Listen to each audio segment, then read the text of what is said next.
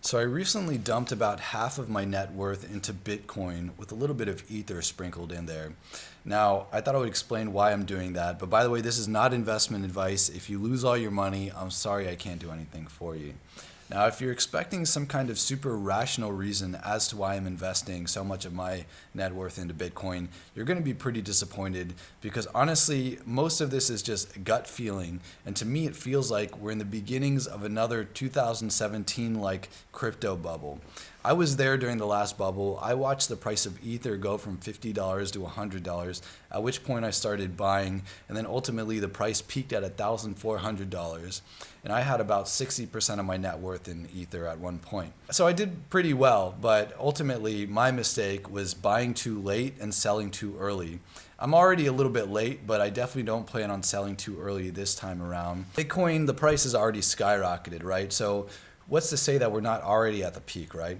Well, a friend of mine summarized it pretty well when he told me that you know you might be at the peak of a bubble when your Uber driver is talking to you about Bitcoin.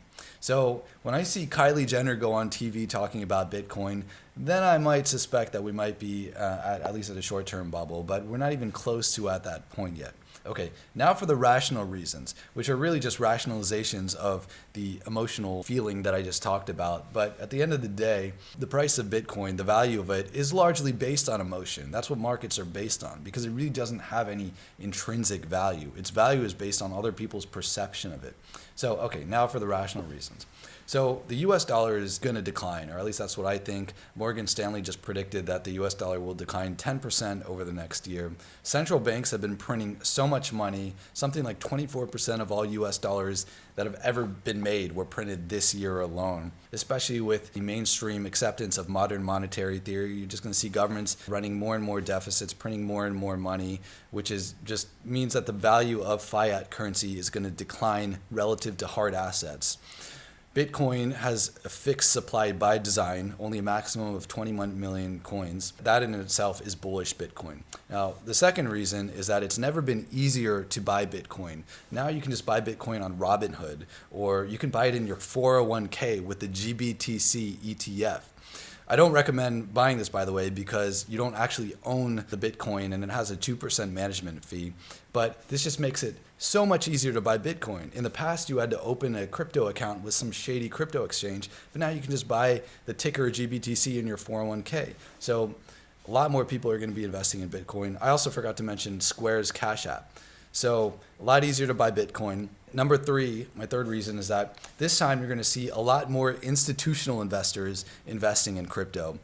Basically people with a lot of money. The reason for this is, well, one, it's become easier to buy crypto, but also Bitcoin is becoming accepted in the mainstream as a viable, sensible investment. I mean, Alliance Bernstein recently advised its clients that Bitcoin is a sensible investment. And you've got a lot of big names from big mainstream companies like Goldman Sachs saying that Bitcoin is a valid investment.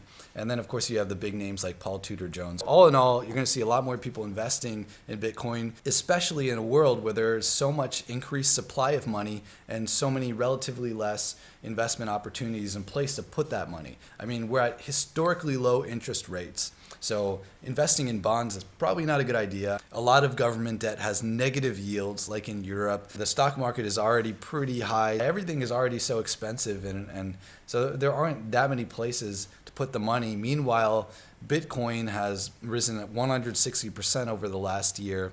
And Bitcoin in general has a really strong FOMO effect, where when the price goes up, people see all these other kids becoming crypto millionaires and they're like, why am I here with all my money sitting on these stocks, these bonds, this gold where I'm getting pathetic returns when I could have some in crypto and be making real returns, making crazy money. And so as the price goes up, a lot more people pile in. So I think all these forces combined are really bullish for Bitcoin long term. Now, in the short term, who knows? The price has already risen so fast, so quickly.